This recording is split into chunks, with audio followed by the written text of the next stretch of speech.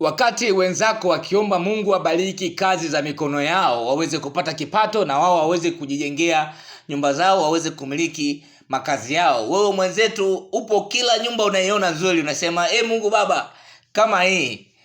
Okay, wewe mwenzetu huenda Mungu anazungumza lugha ya kijijini kwenu na mnaelewana vizuri sana. Sisi hatuwezi kulijaji sana hilo. Mimi hapa nimekuletea jengo lenye chumba kimoja kikubwa sana ambacho ni self, lakini kuna sebule, jiko na choo cha public.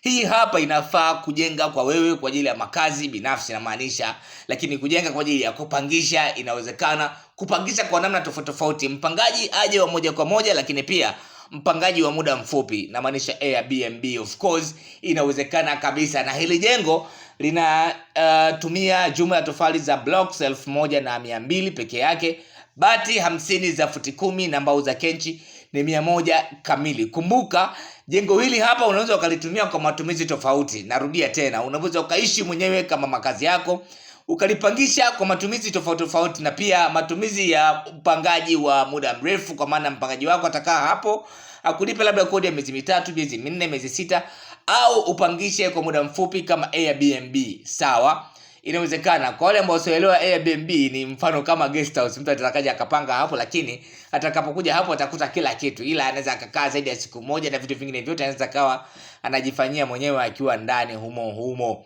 Sawa, nafikiri nimeweza kufafanua zaidi. Kama utahitaji kufafanua zaidi kuwaelewesha watu, kwenye comment hapo panafaa sana, unaweza kufanya hivyo. Hili jengo ni zuri kwa sababu alijitumia nafasi kubwa sana, lakini pia chumba chake cha self ni kikubwa mno kiasi kwamba ana uwezo kuweka kitanda chake cha 6x6 humo ndani, makabati ya nguo ya kutosha, na bado nafasi ikawa inatosha ya kutosha mno ndani humo. Na ukiweza kuangalia hili jengo, vitu vyote vimekuwa balanced kwa nafasi zake. Sebule inatosha sana kuweka sofa zako hapo.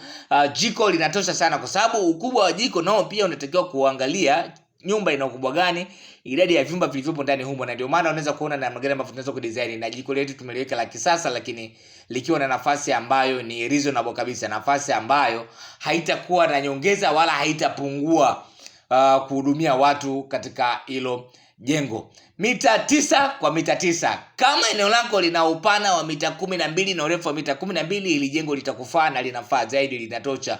Unaweza ukalijenga hapo, lakini itapendeza zaidi kama utajenga jengo hili hapa katika kiwanja kikubwa zaidi, ili uweze kupata machaguo. Either unaweza ukajenga zaidi ya moja, au ukajenga moja tu likakulindia kiwanja pia. Kwa hiyo unaweza ukalijenga hili jengo katika eneo lako mwisho wa kiwanja kabisa kule, likakulindia kiwanja chako, na bado mambo mengine yakaweza kwenda vizuri kabisa. Sawa, nikukumbushe tu kwamba unaweza kuendelea kutazama ramani kila tunapokuwa tunaziweka kupitia simu yako ya mkononi.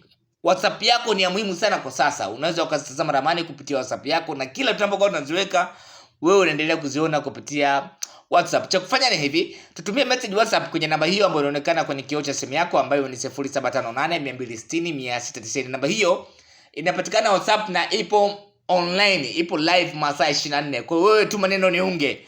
Baada ya hapo tutakupatia link, na kupitia link hiyo basi utaenda kujiunga na WhatsApp channel yetu, na mambo mengine yote yatakuwa yakienda vizuri sana. Ramani huwa tunaandaa kulingana na mahitaji ya mteja, kwa hiyo hata wewe pia unaweza ukatoa mahitaji yako na tukaandaa ramani vile vile unavyohitaji wewe, au vile vile ambavyo wewe unahitaji. Lakini pia ramani huwa tunazitoa kulingana na wakati pia, na ushauri tunautoa kulingana na wakati pia, ili kuhakikisha kwamba mteja wetu anapata kilicho bora na kile ambacho atakuwa anapendezwa nacho kwa kukitazama, lakini pia hata kuishi ndani humo. Karibuni sana, asanteni kwa kunisikiliza.